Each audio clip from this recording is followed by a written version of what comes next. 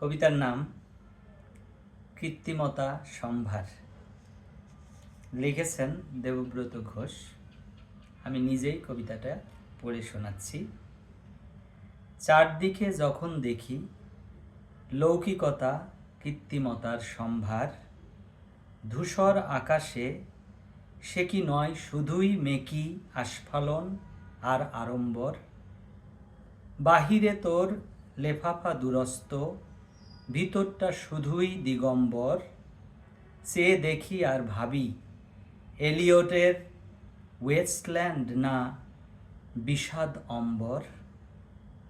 কথার সাথে কাজের যে তোর সমুদ্র সমফাঁক, তুই লেবাস ধরে কাজে কর্মে করিস হাঁক ডাক।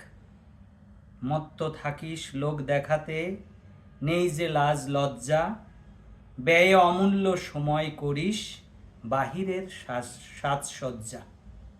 সে যে সুদর্শনা কপট কর্মে মরু মরীচিকার পানে ধাই, ভণ্ড ভক্ত সারাদিন ঘুরে মন্দিরে মসজিদে ফিরে কাল বেলায়। তারে ফেলেছিস যে ফাঁদে নিজেই পড়েছিস সে তাই। অস্থির তুই বস্তু মায়ায় সদা কাঁদছিস বিথাই। ধন্যবাদ।